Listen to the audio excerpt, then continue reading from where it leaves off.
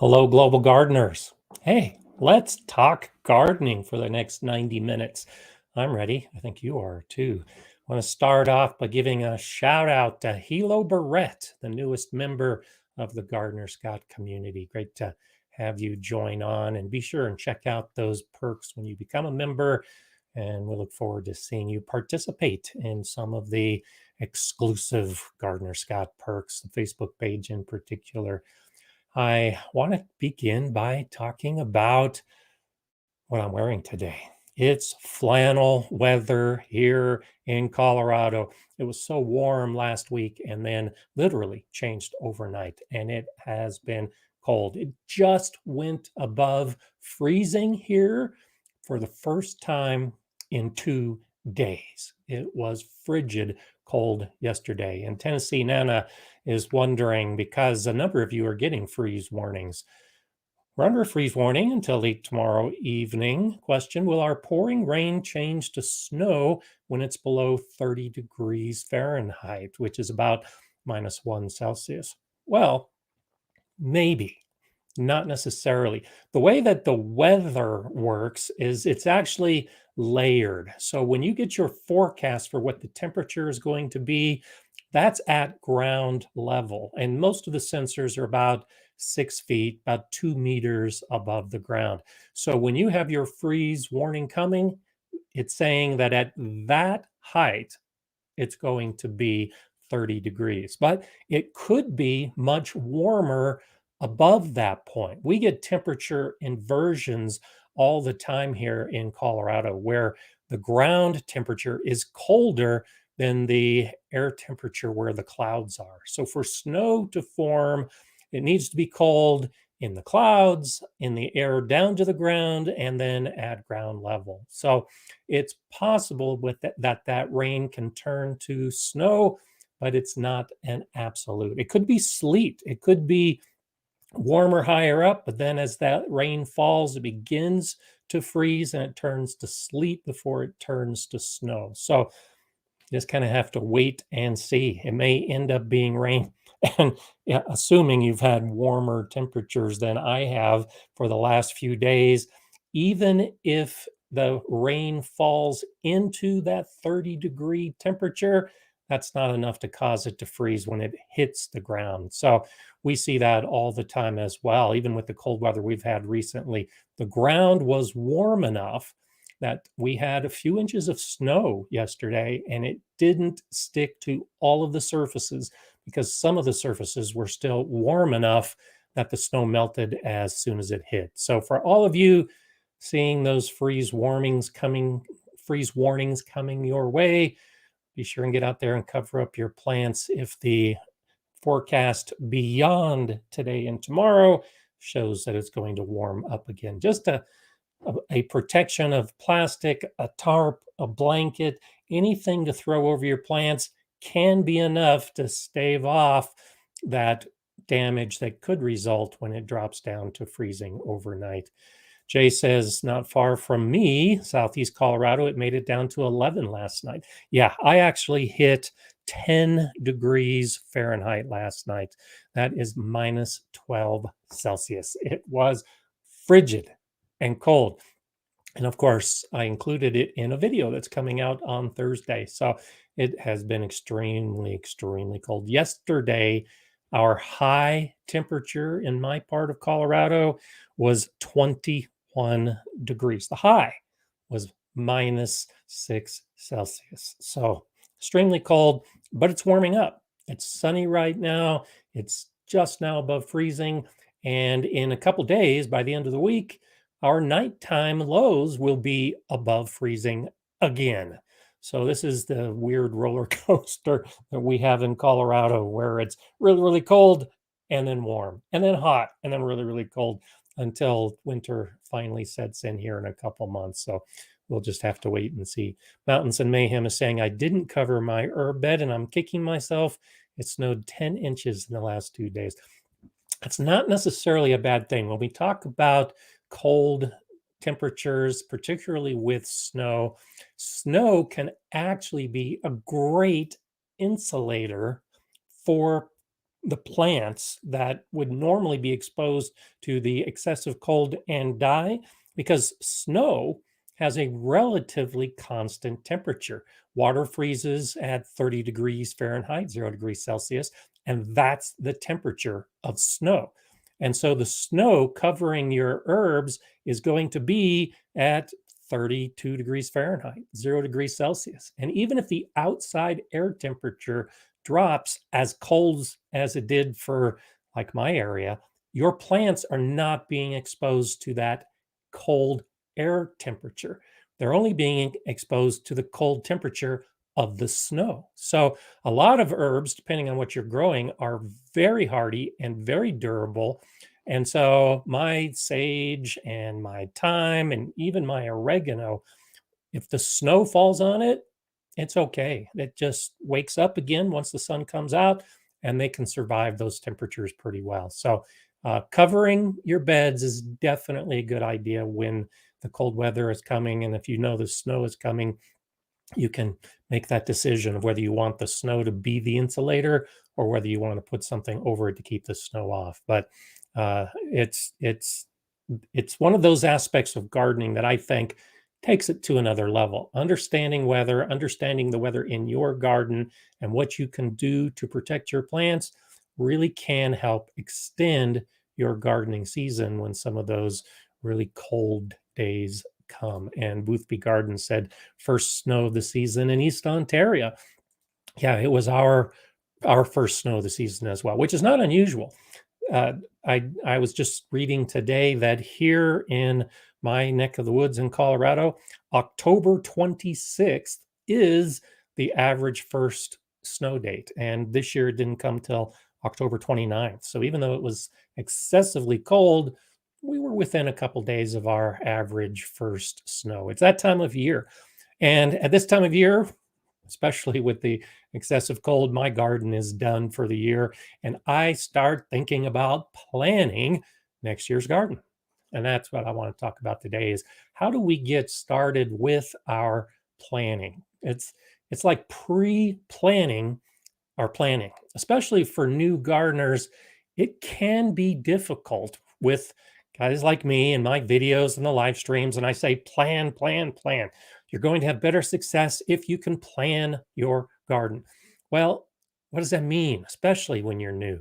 How do you sit down and say, I'm going to grow 40 corn plants and 12 tomato plants and 6 pepper plants, and lay out your plan and then figure out where they're going to go? Can you do that from scratch, just sitting down off the top of your head? It's tough. Even for experienced gardeners like me, it's tough to just sit down and put out the plan that you're going to follow for the entire growing season ahead. It does require some pre-planning, and that's why we're talking about this today. Because if you can pre-plan long before you get to your planning stage, it just makes the whole thing so much easier. And I think in a very important aspect of your pre-planning is a review. Look back on this last season. What worked? What didn't work? And what are you going to do about it next year? Are you going to continue those same successes? Are you going to work on those failures? And failures are not a bad thing at all. We all have failures in the garden, and the failures run the whole spectrum. It could be you just didn't get as much as you were hoping for, or the tomatoes weren't as big as you thought they would be. You could consider that being a failure. Or, as I've shown in a video a few years ago, a hailstorm comes through and just devastates your whole garden, and the season ends a month early. That's a failure. It wasn't necessarily caused by you, it was caused by nature, but that can influence how you move forward, how you're going to protect your plants so that you don't have those same impacts when the weather hits your garden on an unexpected basis, be it snow or hail or heat or cold. These are all the kinds of lessons that we should be learning every single day we're in the garden. And this is why I'm such a huge advocate of the garden journal. If you've been keeping track of all of these things that happen in your garden on a daily basis, at the end of the season, when you've got that freeze warning and you're not going out and you're starting to pre-plan next year's garden, you can go back into your garden journal and pick out things that you'd forgotten about. That's the benefit of putting it down on paper or putting it into an electronic file. You can go back and review it. And I occasionally go back to some of my garden journals from years past and come across things that I had completely forgotten about.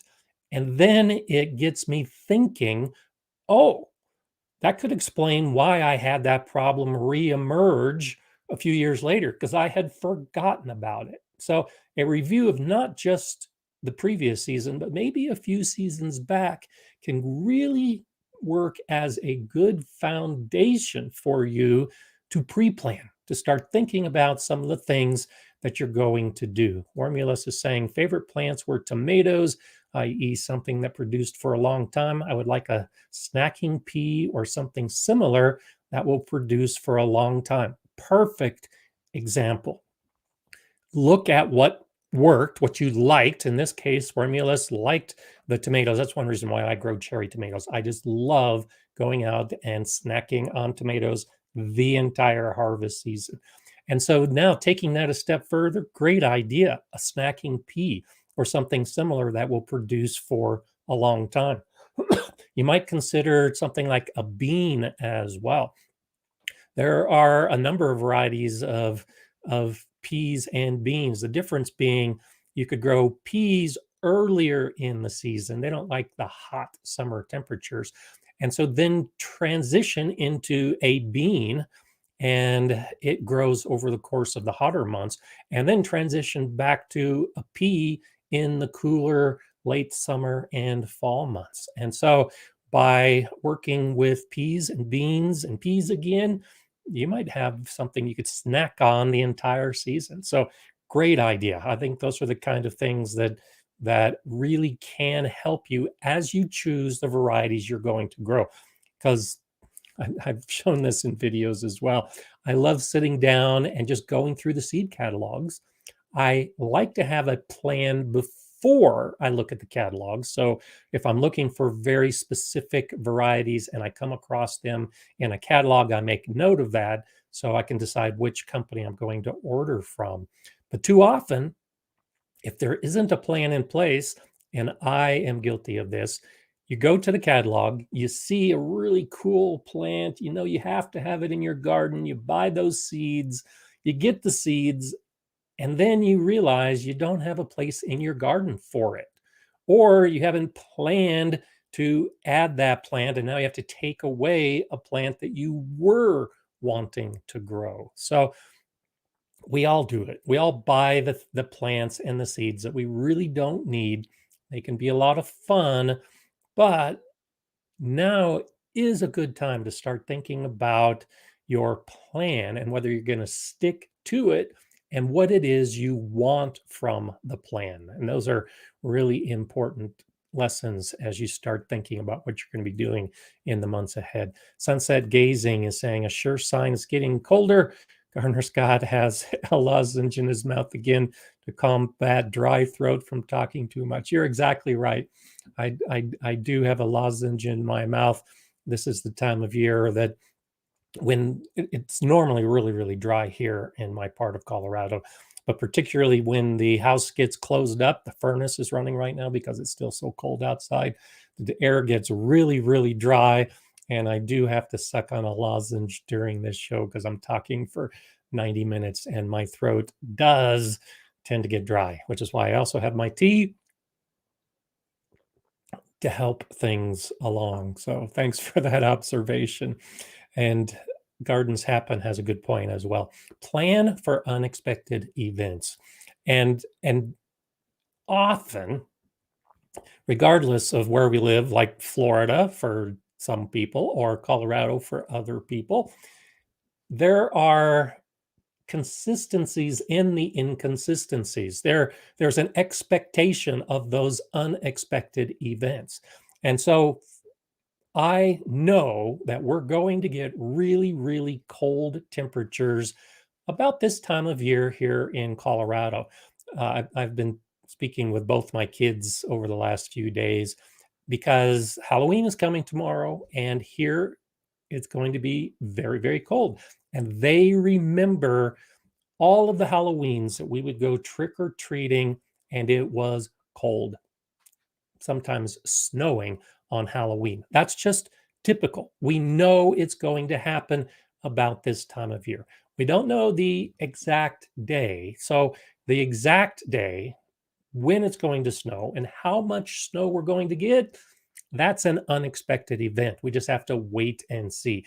But it is expected that it's going to happen sometime around this time of year. So, the plant protection, the the flannel shirts, having the garden cleaned up, whatever it happens to be that you do over different periods of time in your garden, the specific time, the day you choose, the action that really makes you go out into the garden could be flexible. But that is a consistent aspect of gardening. You might be able to see Mala here. She's trying to say hello to me and to you this morning. We were playing this morning and we didn't get enough playtime. So she's trying to tell me finish, but I'm not going to finish. I'll stick with you for the rest of the time. So expect the unexpected and plan for some of those possibilities. In my shed, I have the plastic sheets that are the perfect size to throw over the hoops in my garden. I've planned for the unexpected. If that freeze comes earlier than I expect it at the end of October. But if it comes earlier than that, I just go to my shed, pull out the pre-cut plastic sheet, throw it over my hoops, and my beds are protected by a couple extra degrees. And that may be all I need to keep some of those plants going. Keep track of what is happening, and you'll start noticing those trends in your garden. I remember that from years ago, being surprised by the things that happen, particularly the weather or the pests that find their way into the garden.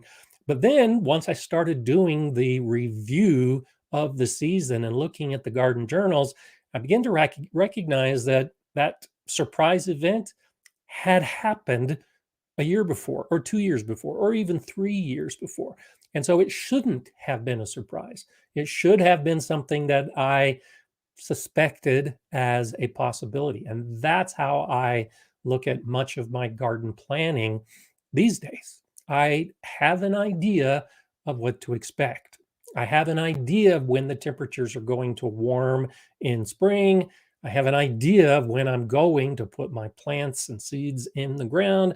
And all of that is based on what has happened and what I've done in recent years in particular. And that modifies my planning for next year. There's really little reason why you can't pull out a calendar. And in fact, just this weekend, I got a calendar, my annual calendar from the Nature Conservancy. And I use that calendar or similar calendars and write down my planned planting day and my planned seed starting day for when I'm going to start my seeds indoors. You can do that in October, November, December. Go ahead and start thinking about what days you're going to be doing or what you're going to be doing in the days in April, May, and June. You don't need to stick to it. You can modify your plan as you learn more and as you decide a very specific plan that you're going to follow. But go ahead and get started and base a lot of that information on this season and the most important lessons that you've just learned. Colorblind Gardener is asking, do you ever go back and watch your videos from the beginning of the season and see how the season turned out differently than you planned? Oh yeah, all the time. And not just this season. I'll go back and watch videos from a few years ago.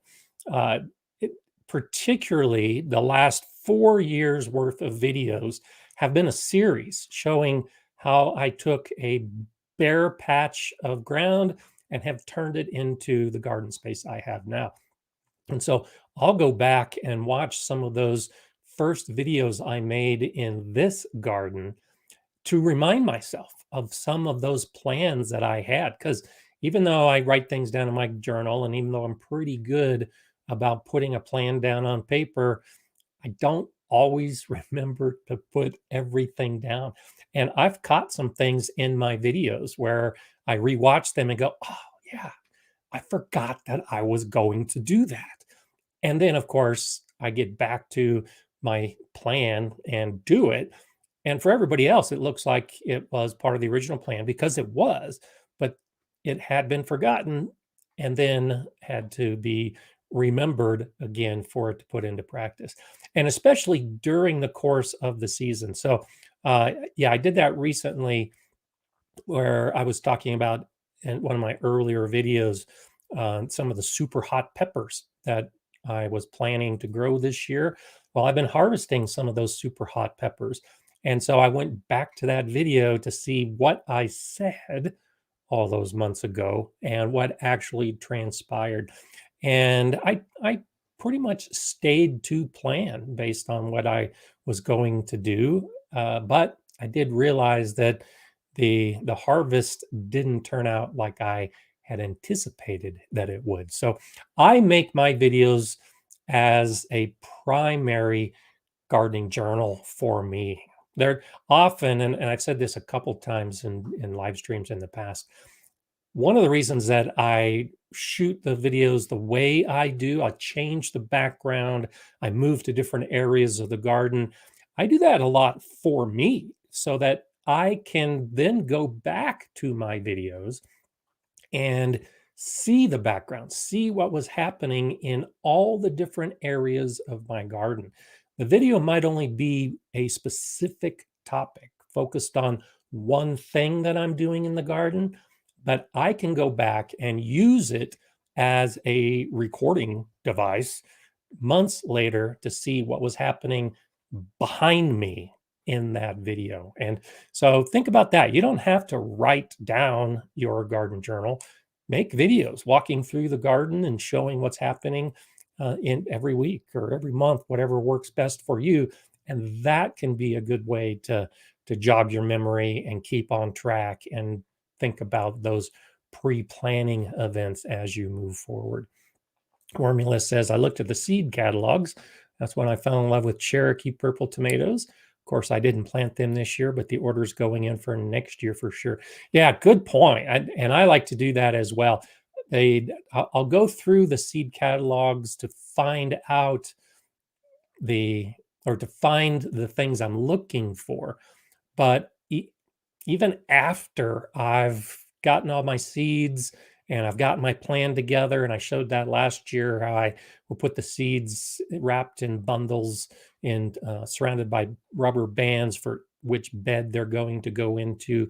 That's part of my planning and prep for starting the seeds. Even after I had all of my beds planned and the seeds ready to go, I was still discovering some seeds in catalogs and made notes like the Cherokee purple for you, what I was going to do next year. Well, now next year is that much closer. And it's about the time that many of us need to start taking action on some of those things as we start moving forward.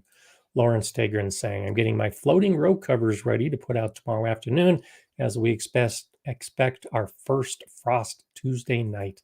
So great idea. And that's one of those things when we talk about the day-to-day gardening activities. Yeah, don't wait. Frost is coming tomorrow. You got today. Go ahead and get everything ready today. And I would suggest, if you can, go ahead and put the row covers in place today, because now you'll have the heat build up today into tonight that frost cover will help keep the ground warm, help keep the air around the plants warm. Keep it in place for tomorrow, and then you'll just have excess heat build up tomorrow. And when I say excess, not like excess to the point that it's going to damage the plant, excess to the point that it will help you survive that frost that much more. And so plastic needs to be put on and then opened up or removed during the sun. But row covers, the fabric, you can leave those in place during the cooler days. The sun will still get through, the heat will still get through, and it can actually hold the heat quite well. So think about that. If you've got the time today, put the row covers in place today and get that extra day of heating in the garden. Dan saying, I take photos of my garden, the dates I sowed seed, the dates of each harvest.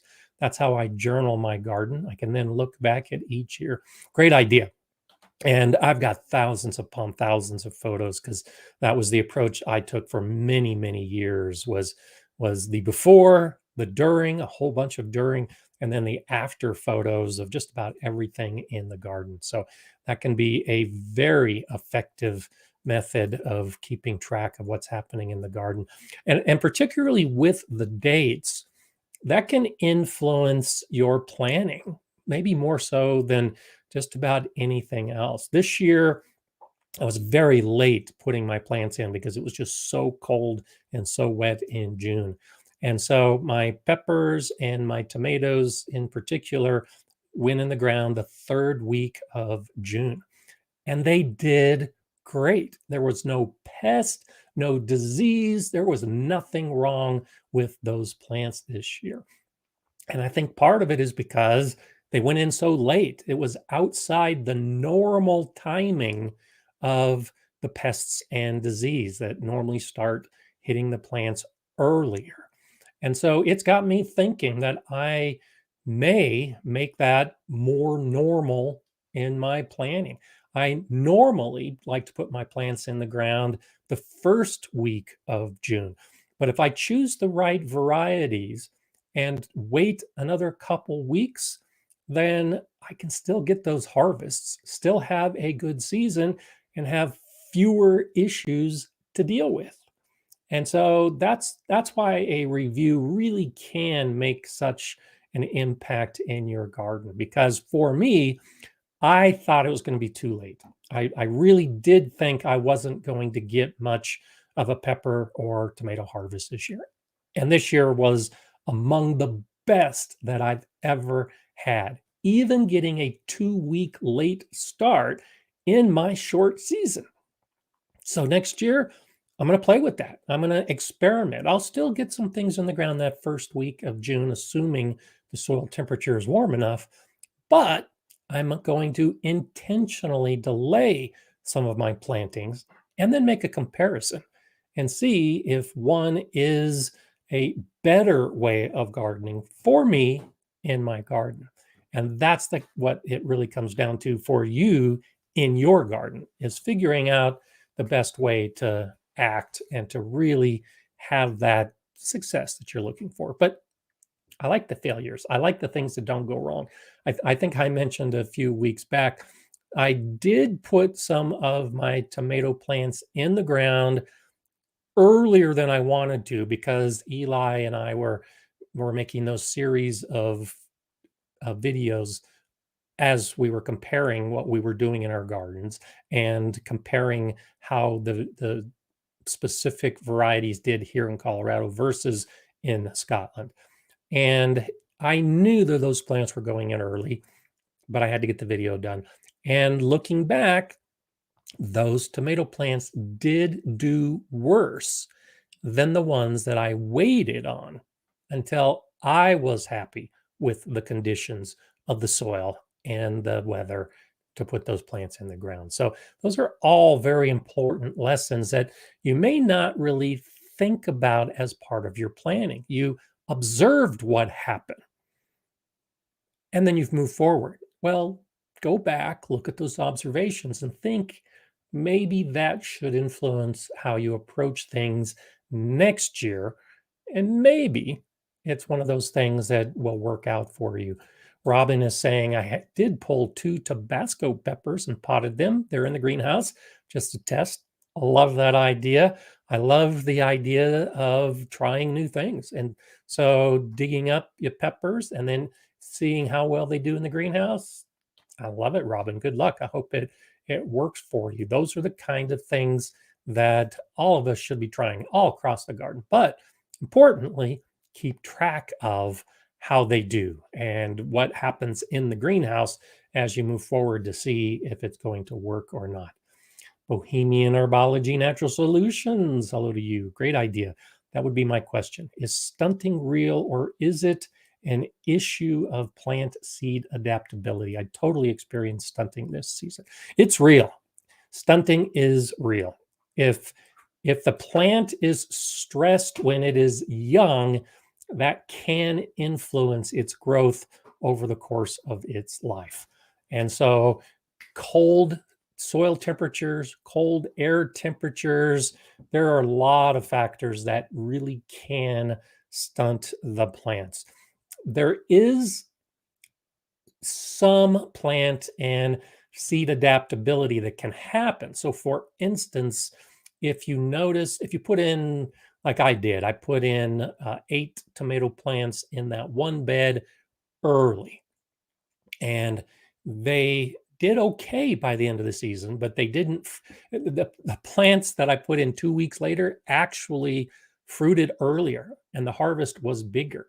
And so, for those 8 plants that were stunted, that really were impacted by the cold soil that I put them in, if there were one that wasn't stunted, that did overcome those conditions and produced well, then that's the plant that I would save the seed from, because that's where the adaptability of the varieties within our garden comes into play, where we choose the plants that overcome diversity, that are not diversity, but overcome that adversity that they're exposed to, and we save those seeds, and we can possibly work towards that adaptability within our own garden by choosing the plants that have done well when they've encountered those scenarios that other plants were stunted by, or didn't work out as well. So yes, stunting is an issue. I saw that a lot. Well, not a lot, just with a few people here in my area as well, who put the plants in at the normal timing, tomatoes in particular. They put their tomatoes in, and here for some gardeners in Colorado, it's Mother's Day in May. That's one of those suggested dates that you may see. That doesn't work so well in my area, but because there's a lot of people that say plant your tomatoes on Mother's Day, a lot of people in this area do. Well, this year, that meant that their tomatoes were almost a month early from when they should have been planted. And without exception, all the gardeners that I've talked to in my area that put their plants in that early, the plants never grew well. They were stunted their entire life and never got to the size and never got to the harvest that they would normally get to. So yes, it is absolutely real, and it is one of those things that you need to be aware of and hopefully keep track of. Shandy's Garden saying, I've never really focused on cold weather crops early in the year, but I think I plan on doing that and summer stuff going into late 2024. I bet that's the best way to do that in my garden. Fantastic. Do it. Yeah, you can actually, depending on where you live, of course, but you can actually get 3 seasons. Even for those of us with short growing seasons, you can get a cool season, April, May timeframe. Those plants that grow quickly, the lettuce, the radish, the spinach, they can handle cold temperatures and they grow pretty quickly. And you can get a harvest by the beginning of June. And then in those same beds, put in your summer crops, the tomatoes, the peppers, the squashes, the cucumbers, and they'll be growing all summer long. You get a good harvest from them. And then as some of those plants begin to falter, particularly the cucumbers and the squash, you pull them out and you put back in those cool season plants, maybe the beets and the chard and the turnips as you go into the fall season. So yeah, do that for sure. Experiment with the cold weather crops, and you may find that you can dramatically increase what you're harvesting in your garden, especially if you're using your garden to grow food for your family. Take advantage of the entire year and throw some of those row cover over the plants, throw some plastic over the plants. Do those things that can extend the season even more, and you'll be amazed at the productivity that you can get even in a single bed. It really can be dramatic. John Jude says, I listened to your advice and planted peppers in after soil's 60-degree temperatures and working better for the second season. Thanks. Good. I'm glad you're doing that. Yeah, peppers in particular really need warmer temperatures. And as I've shown in videos, I have a thermometer that I stick in the soil.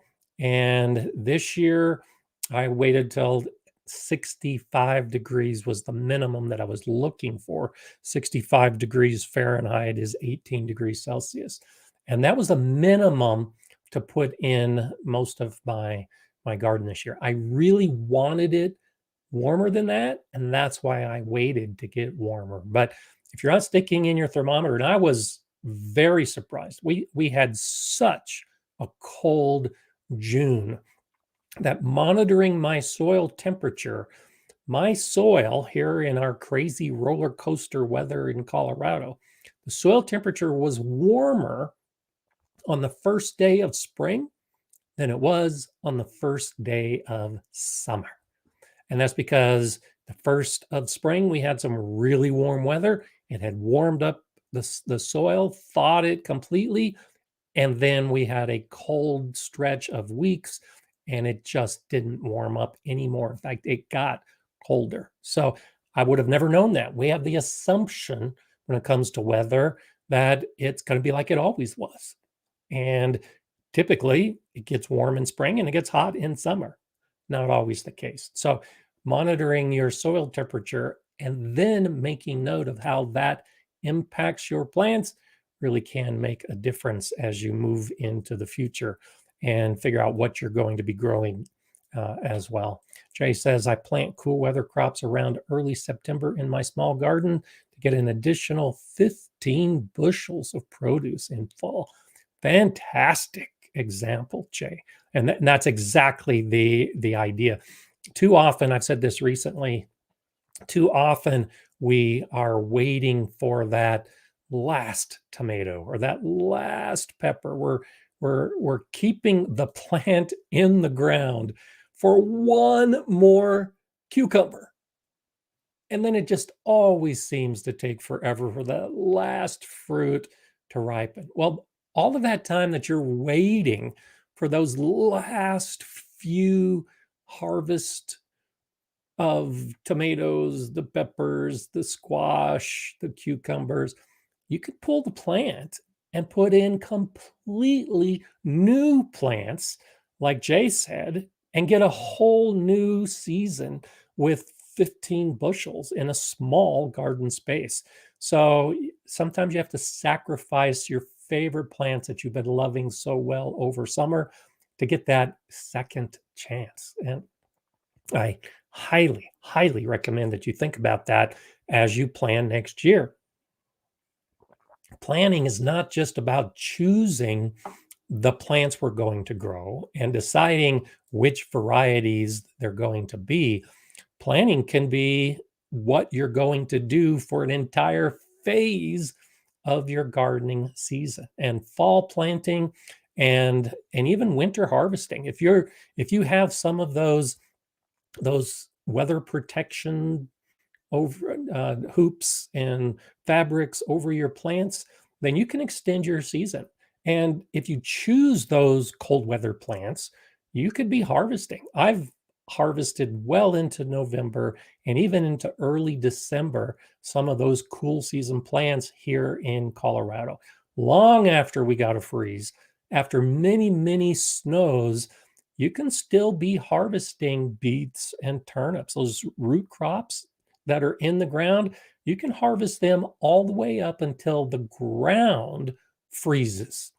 And so for me, my ground freezes typically the second week of December, maybe a little bit before. So yeah, I've harvested root vegetables in my cold Colorado garden into December.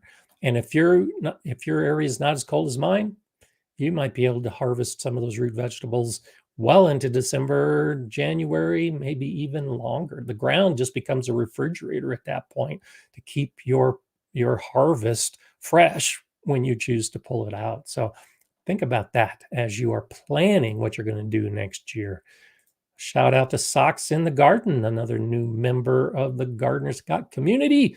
Great to have you on board as well. Thank you. I anticipate looking forward to seeing you. Now, there's a difference. And so, Socks in the Garden is at the training level of the Gardener Scott community. And so at the training and the collaboration level, we have extra live streams and other benefits that you might notice in the list of the perks. So hope to see you at one of our members only live streams where you get a chance to have a much smaller group.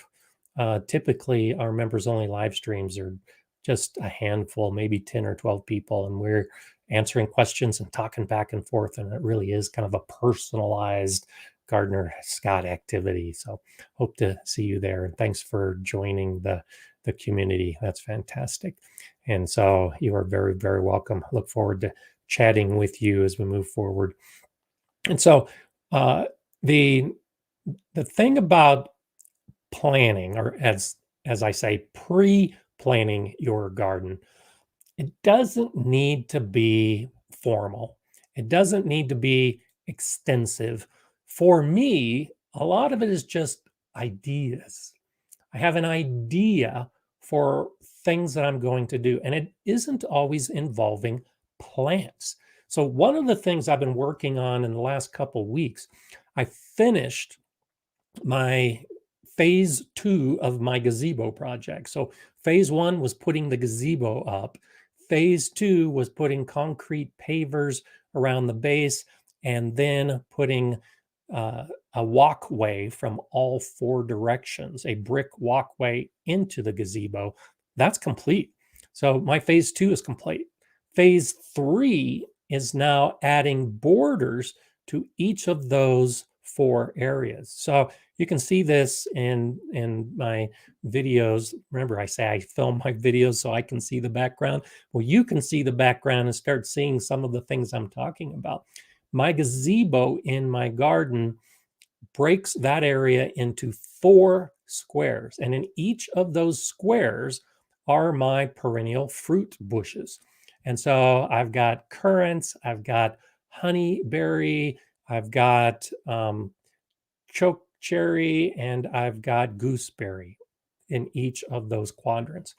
And so now I'm going to put a formal border around each of those squares to really clearly define that space.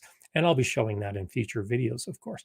Well, I've been spending a lot of time in this last week in particular, just standing there and watching and thinking and imagining what that space would look like.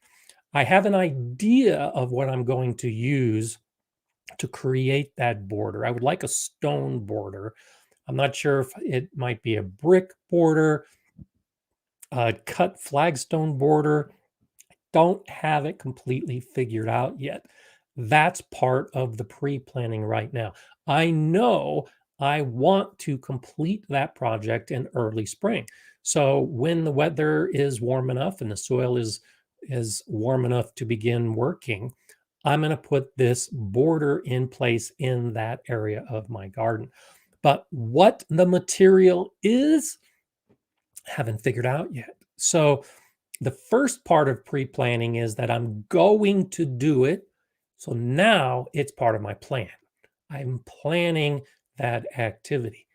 I've got months before I need to decide what that material is going to be.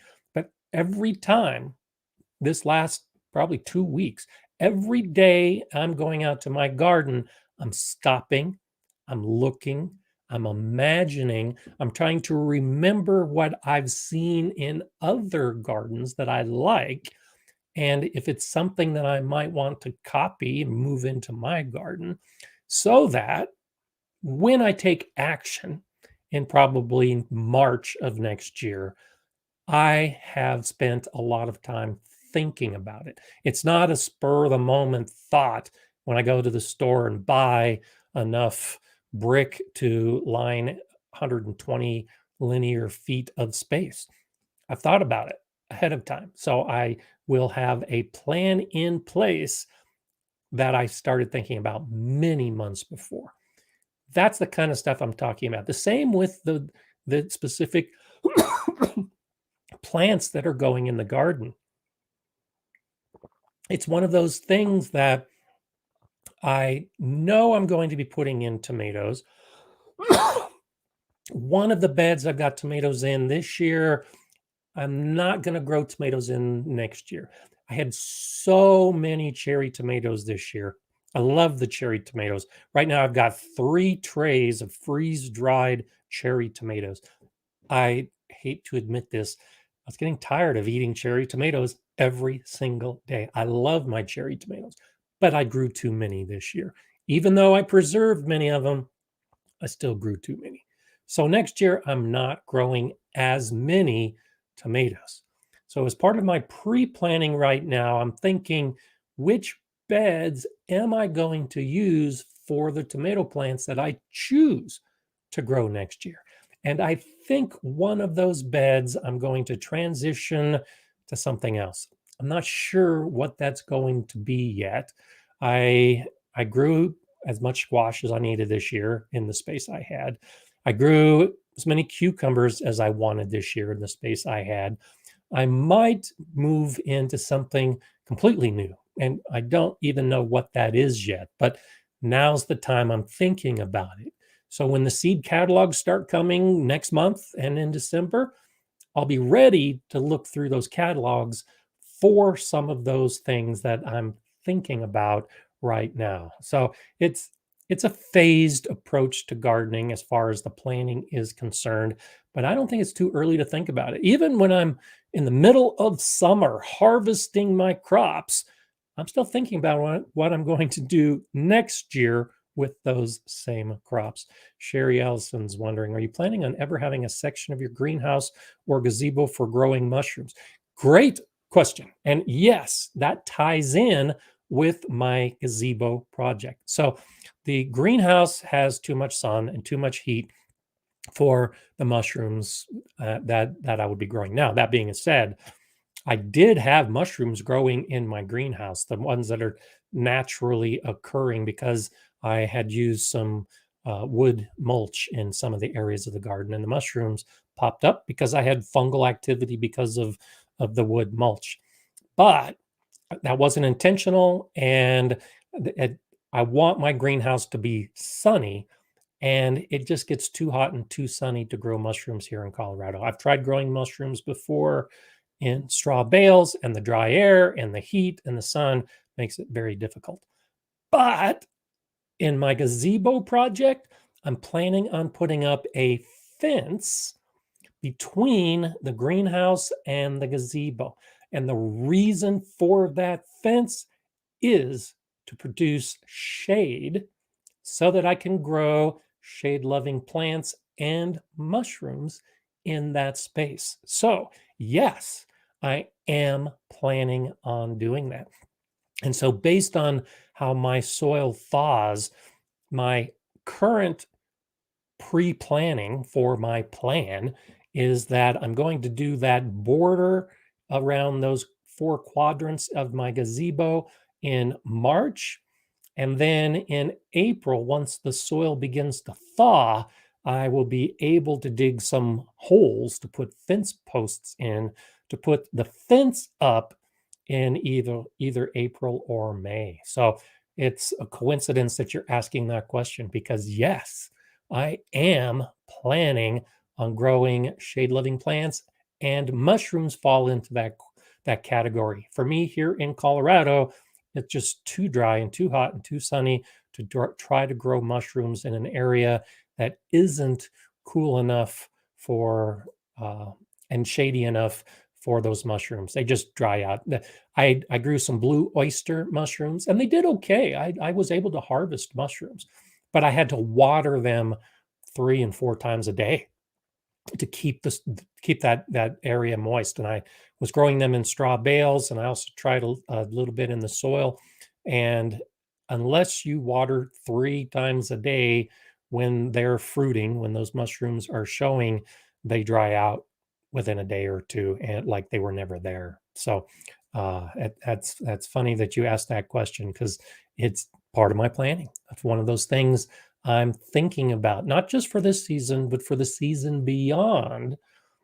What structures am I going to have in my garden that will influence and have an impact on the plants I choose to grow? Or, as the question was asked, the the mushrooms that I choose to grow. And I'd love to have a mushroom garden where, just like you have a garden with different varieties of carrots, why not have a garden with the different varieties of mushrooms? So that's definitely in my thoughts, my pre-planning as I move forward to some of the projects to put uh, those thoughts into practice. I think that can actually be a lot of fun as we move forward, and it's one of those wishes, dreams, and I think a lot of gardening kind of starts that way, as a wish and a dream of what you think you would like in your garden, and then you just got to make it happen. And you put the plan together. I'm on a 5-year plan in my garden space. If you go back, talking about going back to earlier videos, if you go back to the videos I made when I first moved into this house, I spell out exactly what I'm planning to do over the course of 5 years. And so you can go back to June of 2019 and see what my plan was then. And you can actually see that the garden I have right now is pretty close to the plan I put on paper all those years ago. I've made some modifications, I've moved a few things around, but pretty much the plan is what I wanted it to be. And I've just made those modifications to make it better based on the lessons I've learned since then. And I put the plan in place based on all the lessons I'd learned before that point. And that's why I say a plan can be flexible. You can modify it however you want. It's your garden, it's your plants, it's your structures. Do whatever you want in your garden. But having a plan, long range and short range, really can make a big difference as you're starting to do all those things. And I agree with Bohemian Herbology. Ideas are how all phenomenal things begin. Very well said. Absolutely. It's that idea, and there are lots of things. There are a couple things that I'm not ready to share yet because I'm not sure if they're really going to happen. But as I'm going through my garden, envisioning what's going to happen with these plans that I already have in mind, I'll see something. It's like, oh, I hadn't even thought about doing that. And so that fence is a relatively new idea. That fence was not part of the original plan. But now that that fence idea is becoming, I think, a definite part of my build for next year, everything on the other side of that fence is now a new idea. And it really has opened up my gardening world. Things that I hadn't thought about before, I'm now starting to think about because of this one modification in my garden, a fence to create shade that I didn't have before. I did plan a fence in a completely different section of the garden, and I'm going to continue with that. But this new one by the gazebo, totally new. It's going to revolutionize some of what I do within my garden. And it's funny as you think about little things that are happening to your garden. I have columnar apple trees that I planted just in front of my greenhouse, and you can see them in a couple recent videos. I have bird netting over them to keep the deer away. And one day after 50-mile-an-hour winds, the bird netting blew off. The deer came in that night and they munched on those apple trees. That really got me thinking about what I'm going to do with that space. I don't want to have to keep netting over those apple trees all the time, but the deer are going to be coming into my garden unexpectedly all the time. That's how this fence idea really started developing. Was I got to keep the deer out. I want to grow some plants that need shade. A fence accomplishes everything that I'm looking for. And now this secret garden area that I'm going to be constructing, I think is really going to be cool.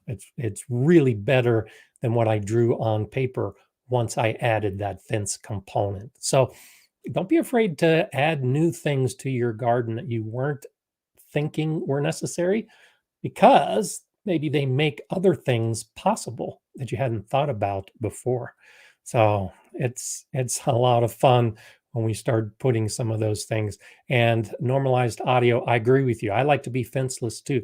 And so when you look at my wide open garden space, it's pretty much fenceless. And I like that. But in this case, I think and it's not going to be a tall fence, and it's not going to be a fence that really detracts. I'm trying to figure out the right kind of fence to put in place. But I think it really will add to the garden and really help make a visual statement as well. So we'll see. And as we get closer to it actually happening, I maybe will modify it even more. And as I'm building, I do this all the time. Even as I'm building, I may modify it. So we'll just have to wait and see. Now, I do need to say, and I'll try to remember to repeat this a couple times between now and the end of the show, but we're not going to have a Monday live stream next week, November 6th. I'm going to be out of town. I won't be here, and we're not going to have a live stream on November 6th. But I will be back for a show on November 13th. So you can have the week off next week, do your own gardening activities and your planning as you move into next week's gardening. And I apologize that my Gardener Scott show won't be a way to start your week on Monday, but I will be back the following week. So no show next week on November 6th. Let's go ahead and talk about today's background. This garden comes from Sarah Ank. And thank you, Sarah, for sharing this with us. A nice garden. I love the combination of flowers and the vegetable garden in the nice white raised beds. Now, this is one of those things, and I've talked about this periodically as we look at some of the backgrounds. I like raised beds. I think you all know that. I like raised beds that show a consistency, that really have that nice visual element side by side. And having all white beds like this really does add, I think, a nice visual element to the garden. And so look at these, keep that in mind, but then see what Sarah's doing as well. So pollinators in the garden, I think, are very important. You bring in the pollinators for your vegetable garden plants that need pollinators. And a great way to do that is by having the flowers right at the edge of the bed, and then the rest of the garden flows behind that. And you can see that she has the looks like cattle panel fencing as trellises on those T-posts in the background next to the wooden fence. And so you've got the flowers that look nice, that are attracting pollinators, and then you have the rest of the garden behind that, all the way up to the trellises. And you can grow your tomatoes up those trellises. You can grow squash up trellises. You can grow cucumbers up trellises.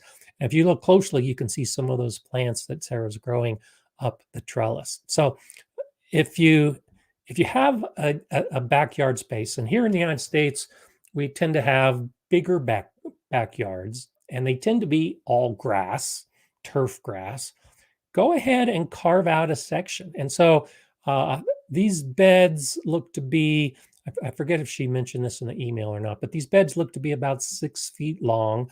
And it looks to be about another maybe 10 to 12 feet beyond the beds with everything growing up to that fence line. So carve out a 15-foot wide section along your back fence if you've been wondering where to put a garden, or the side fence, wherever the sun works best for you. But you don't need to have all grass. If you want a garden space and just don't think you know how to do it and you're not sure of where to put it, just carve out a side of your yard for your garden and then line up the raised beds. You don't even need to do a lot of soil prep when you use raised beds. And that's one of the main reasons I like to use them. So thank you, Sarah, for sharing it. And I agree with Rob and Gervin. It's a beautiful raised bed garden. Makes a pretty background for you today. Thank you for that, Robin. And you can see a lot. Looks like there's some zinnias just over my shoulder right here. There's some zinnias. I love zinnias in the garden. And then, of course, looks like mums. Lots of good choices for the flowers that are growing in the garden. And then a productive garden space with the rest of the beds and with the trellises that everything can grow up. So definitely look at this background as we continue to talk and see if there's maybe something you can learn. These are the kind of beds, I think they were sold at Costco for a while, but you can see in each of the beds, they're actually broken down into squares. So these beds are actually designed to facilitate square foot gardening. And so if you are a square foot gardener, you can actually find these beds. They might even be available on Amazon. I think I've seen beds like this before, but the beds themselves are broken down into easy, manageable 1 square foot sections for you to put all of your plants into. So it really takes away some of the measuring and the planning, because it's the beds essentially help you pre-plan that space with those squares already laid out. So thank you for sharing that today, Sarah. I do appreciate it. Oh, Mountains and Mayhem says they're 4 feet by 4 feet. So that would make sense. So I based on the perspective, I thought maybe they were 6 feet, but now that I look at the squares within, I could see that, yeah, that does make sense. They would be 4 feet by 4 feet. So thank you for that. That helps clear that up. Dusty Flats is saying my new favorite fall flower is calendula. Tough as they survive frost, way better than others still blooming. Calendulas are a great flower to grow in your garden, and they're edible, which I think is a lot of fun when you can grow edible flowers in your landscape. So yeah, I have some calendulas growing. They're fried in my garden after this severe cold we've had. But yeah, calendula is a great choice of a flower to add into your garden. And good point, Jay. Garden beds can be discounted at this time of year as the stores do not want to store them. So most of the stores in my area, the garden sections are now the Christmas sections, but you might find a back corner of the store that still has some gardening supplies. And absolutely, Jay, go to your store, find that back corner, and you might be able to find some bargains on garden tools, garden beds, garden amendments. There's lots of that kind of stuff that is on a drastic price reduction at this time of year for many of us. So absolutely go for that. I think that's one of those things that we can benefit. And I shop the bargain table all the time when it comes to my garden activities. And Bohemian Herbology, I agree. Really nice, very pristine and functional beds. So glad that we can share that info with you. And as we look, I'm looking at the comments as well, like talking about calendulas and some of the other things that have been going through the comments today. Make note of that too. I know some of you watch the show or watch it in replay or listen to it as you're gardening. And some of you do it with a pen and paper and making notes. I think that is a great way to work towards your garden plan. I like to offer suggestions and try to offer as much as I can, but all of you who are commenting are also offering some really good tips and really good suggestions. And so if you're looking for ideas, yes, by all means, watch me and listen to what I'm saying, but also look at the comments for ideas about what to grow, what not to grow. I had such good success with my black cherry tomatoes this year after a great season last year. I learned about black cherry tomatoes from reading the comments on one of my live streams a couple years ago. And now every year I save my black cherry seed and I grow my black cherry tomatoes and I just absolutely love them.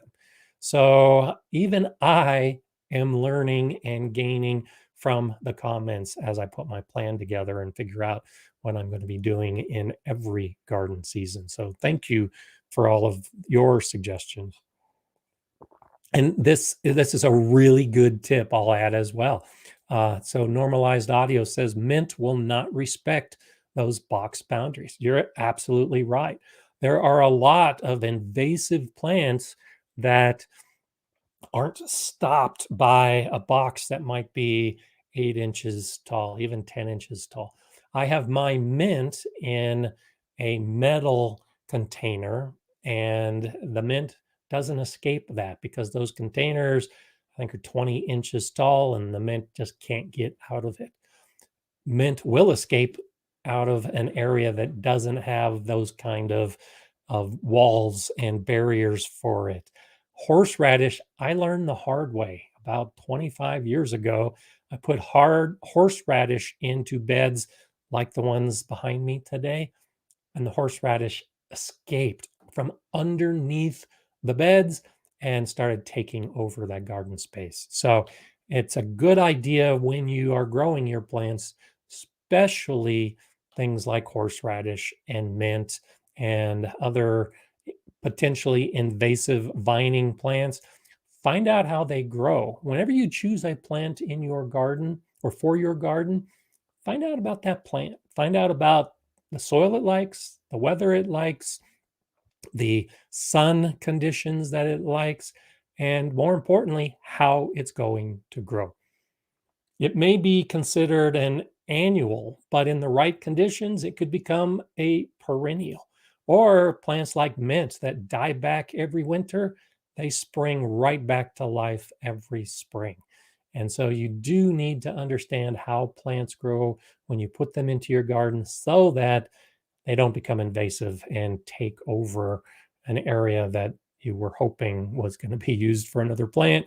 And instead, they got taken over by something that you weren't expecting at all. And that's those are lessons that we all learned. You can hope to know everything about the plants before you put them in the ground, but they're going to surprise you. They're going to teach you something that you hadn't anticipated. That's where the garden journal comes in, so that when you put together next year's plan, either you leave those plants out of your plan or you make the associated corrective action to keep those plants under control. So it's very important as you put your plan together to think about those kinds of things.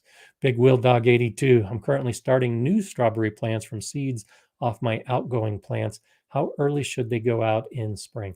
So you can put the seeds in place early. They won't germinate until the soil temperatures warm up. I'm not sure about the soil temperature for strawberry seeds, but strawberry plants actually grow when it's pretty cool out. My strawberry plants are already sending out new leaves and are green when we still have freezing conditions overnight and there's still snow on the ground. It does need to be warmer that for strawberry seeds. I don't remember off the top of my head what they might be. So I would say first, a couple things. You could put the seeds out when it's still cold, and then when the soil warms up, those seeds will germinate. That's the way they happen in nature. I would also suggest starting those seeds indoors and growing some plants. And then when the soil warms up, transplanting those strawberry plants into your garden bed. Now, the thing about saving strawberry seeds that you need to be aware of, you may already know this, most of the strawberry plants that we are growing are hybridized. They're cultivated varieties because most of the ways we grow our strawberries are from the runners. We let those daughter plants grow, and that's what all of the companies are selling to us. When they sell us bare root plants, they're selling us those daughter plants off of the main strawberry plant, and they're clones. They're all the same variety. So quinault is a variety I've been growing for years and years and years. I'm growing them from the same plants that I had 25 years ago. 25 years ago, I put quinault strawberry plants in my garden. And every house I've moved to and every garden I've started since then, I've taken some of those daughter plants and put them into my garden to start a new strawberry bed. So I know all those strawberries in that bed are quinault strawberries. They're different than the Cavendish strawberries that are in a completely different bed nearby. As long as I plant the plants, those little daughters that are a clone, I can get the exact same plant. If you plant a seed, you're essentially planting the seed of a hybridized plant, and it may not give you the same plant you're looking for. So be aware of that when you plant seeds from the strawberries that you're harvesting, that the resulting plant may not give you the same strawberry, and it may actually grow a little bit differently. And when you grow seeds, you're adding a whole year typically to the life cycle. So a lot of the strawberry plants that we grow will fruit in the first year that we put the bare root into our garden. You can't expect you're going to get fruit in the first year if you grow strawberries from seed. It's going to be the second year you can expect to get fruit. So, great plan, great idea. I think growing strawberries from seed is a great exercise. It'll teach you a lot about strawberries. Just be aware of some of those limitations as you move forward. And I would experiment. I would sow some of those seeds early outside, and I would sow some of those seeds indoors and then compare to see which ones end up doing better. And that way, like I say, you're going to learn a lot about growing strawberries. That way, moving into the future, if you decide to grow strawberry seeds again, you know which method will actually work best for you. And I think that's an important aspect, is finding out what works best for you, what you like best, and that will really help determine your gardening methods as you move into the future. Dan Gallamides asking, had morning glories growing up in a lattice trellis along with my sweet potatoes. Probably won't do that again, too invasive. Any ideas for a good climbing, vining flower that would be better? So yeah, morning glories are very invasive. They can take over gardens. I know many gardeners who are still trying to eradicate the morning glories in their garden. I like nasturtiums. Now, when you look at nasturtiums, you can choose the dwarf varieties that only grow a few feet, but the vining varieties, the varieties that will grow 6, 8 feet tall, even more, are a beautiful flower. The nice thing about nasturtiums is every part of the plant is edible, and the peppery flavor uh, for eating those plants, I think, is just fantastic experience. I grew nasturtiums up trellises just inside the doors of the greenhouse at the Galileo School, and the kids, the students, when they would come to the garden and walk into the greenhouse, loved eating the nasturtium flowers. And so, especially Dan, if you've got kids and you want to expose them to new experiences, grow nasturtiums up a trellis. They're beautiful flowers. They actually flower for a pretty long period of time. You can save the seeds and grow more, but eat them. Eat the flowers, eat the leaves, and it's it's one of those things, because it's such a pretty flower, it's, I think, easier to get a kid to eat a flower than it might be to get a kid to eat broccoli or something else that isn't as pretty. So get them started with the edible flowers. Before you know it, you've got kids that have a healthy diet because they're eating the other things that come from the garden as well. My granddaughters, I started that way, feeding them flowers, and they love walking through the garden now and just looking at a plant, asking if they can eat it, and then plucking a leaf or a flower off, or a bean pod or a pea pod, and eating it fresh from the garden. So it's a great way to get kids exposed to gardening, especially the eating of the produce that you might be having a hard time with. Mountains and Mayhem is saying, nasturtiums are delicious. I agree. I liked putting them in my salads. My 2-year-old loves them too. Fantastic. So, yeah, I haven't been growing nasturtiums as much in the last couple of years because I've been focused on my building and my vegetable garden. But that's another, that fence I'm talking about. That's my plan, is to have nasturtiums growing up the sunny side of that fence that you'll be able to see from the gazebo. So I love nasturtiums as a vining flower, and that's way high on my list. Thank you for that, Jay. Jay's got a wonderful list from the Thompson Morgan Seed Company that has a guide for edible flowers. And so we talked about calendula as an edible flower, and we've talked about nasturtiums as an edible flower. So lots of wonderful things that you can be growing in the garden. And Bowtie Life is saying nothing better for a salad than a couple of nasturtiums. Yeah, there's arugula, for instance. I grow arugula. Sometimes people will grow arugula because of the pepperiness, the different taste that it adds to salad. Well, nasturtium flowers do the same kind of thing. They add that different flavor to a salad to really perk it up, and they're really nice and beautiful as well. So that can be a fantastic way to advance your gardening. So see, think back to the idea, the theme for today, pre-planning. As you hear these ideas and you think, wow, I didn't know that you could eat nasturtiums, and I don't even know what a nasturtium looks like. This is all part of the pre-planning. As you hear gardeners talk and as you get ideas, make note of it.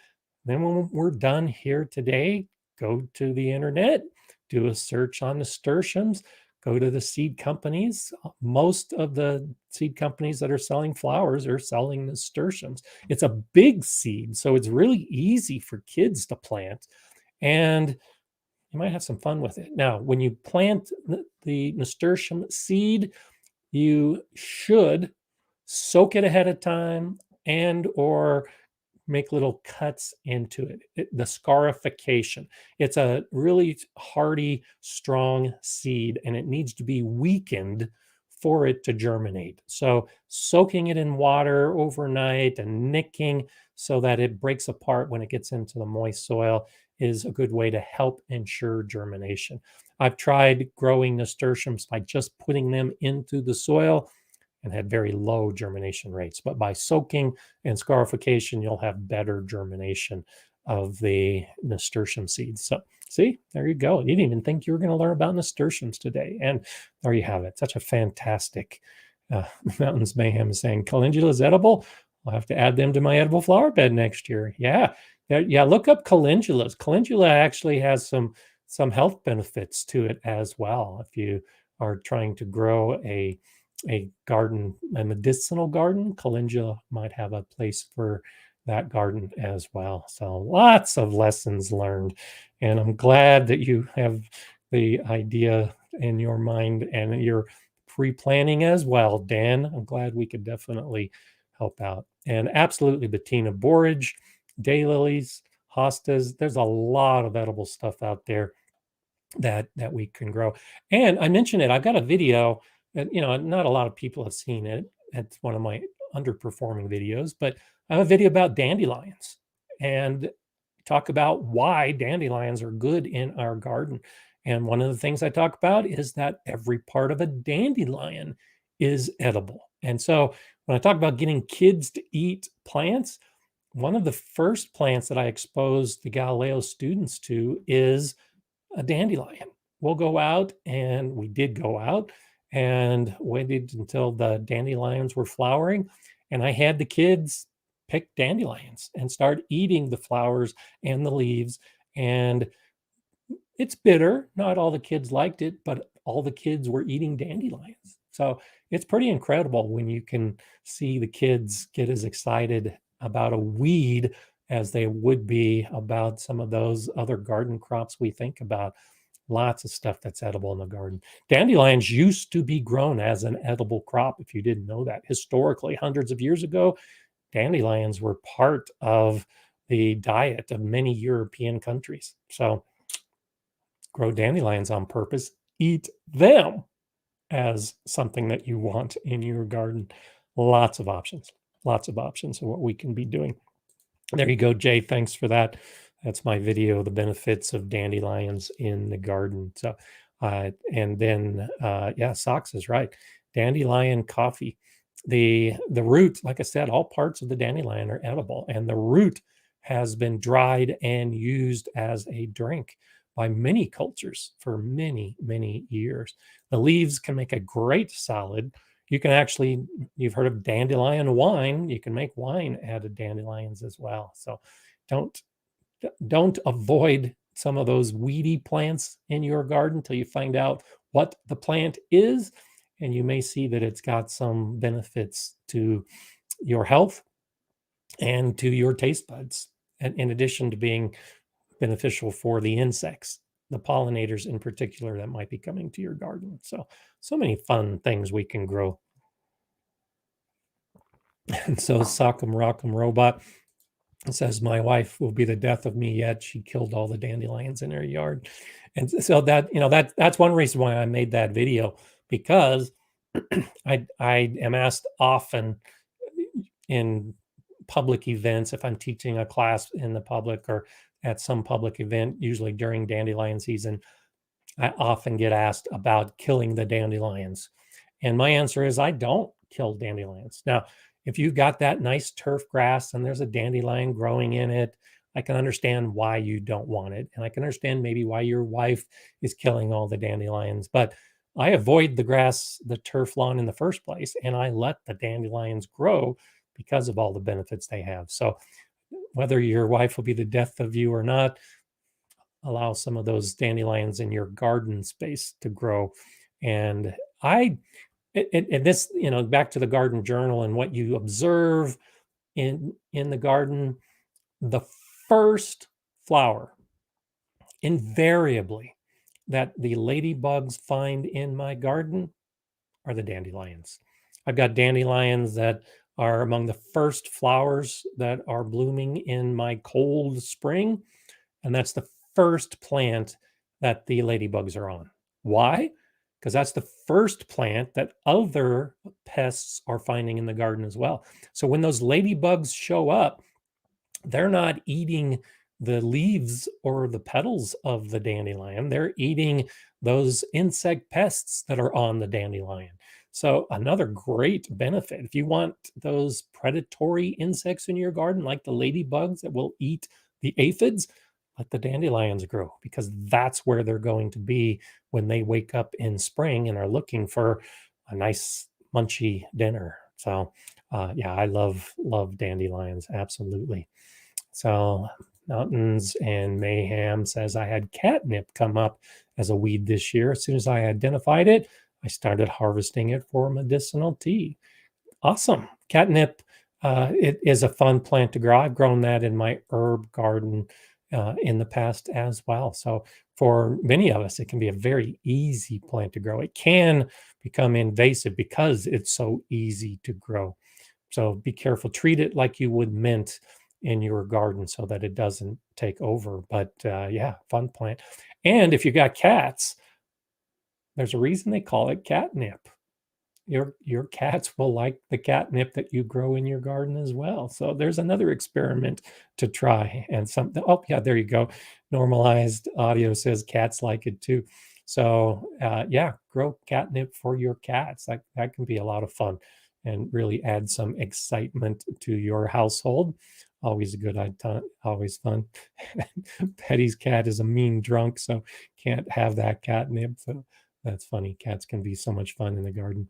Um, and so, like mint, DLR 978 says that the scent of catnip can keep deer away from your beets. Yeah, a lot of those really strong uh, fragrances on plants can help deter some of those animals like deer.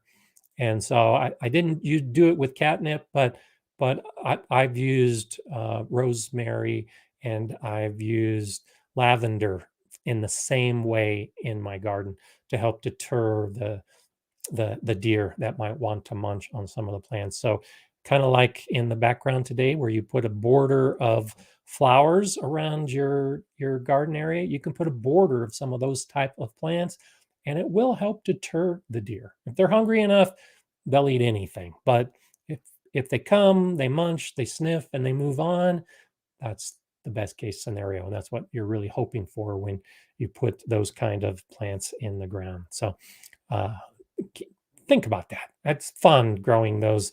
Some of them are stinky.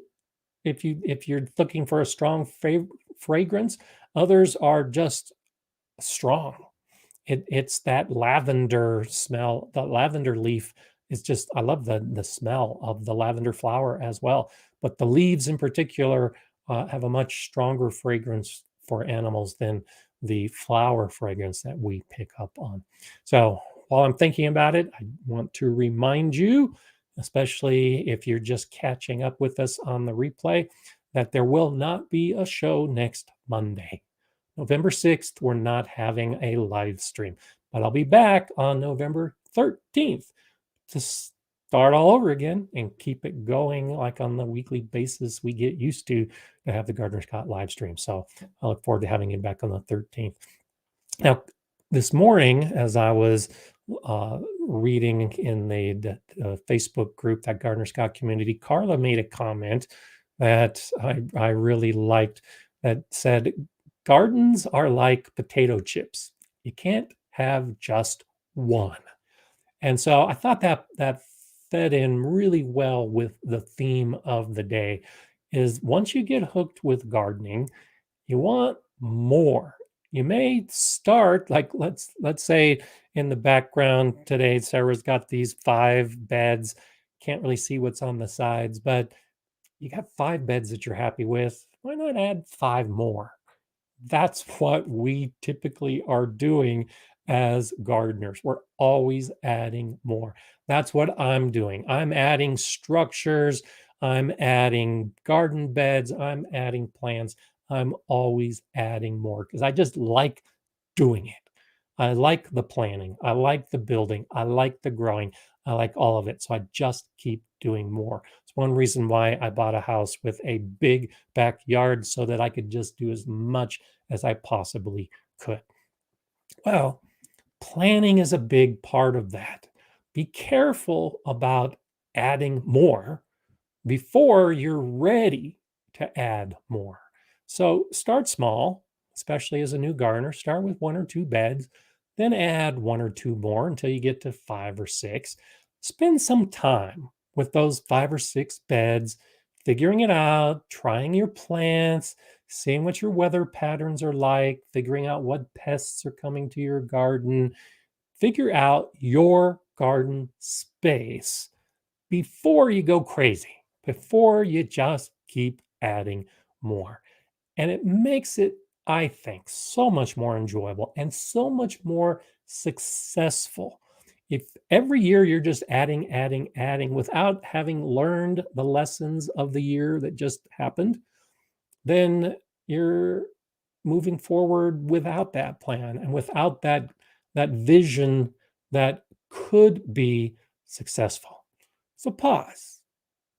Think about what has happened and how that's going to influence what you're going to do next, and then next, and then next. And that's one of the beautiful things about gardening is each time you do that next thing, if it's better than what we had, oh man, gardening is just that much more enjoyable. And then if the next thing is better still, oh, you just want to spend all day in your garden, and you want to keep building and adding to your garden.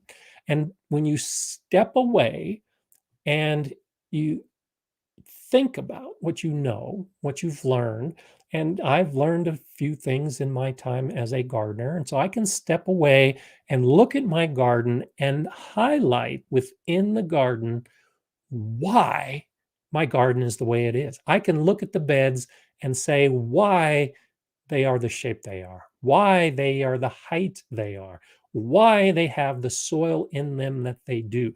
Because everything I've done in my garden has been with a purpose, with a goal in mind, with a plan in place, and then I put it into action.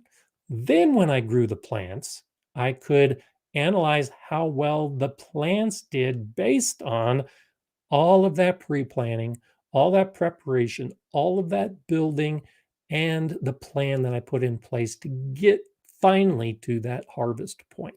And so that's really the underlying message today is you don't have to do all your planning at once. You don't have to have everything figured out at once. You can take it step by step.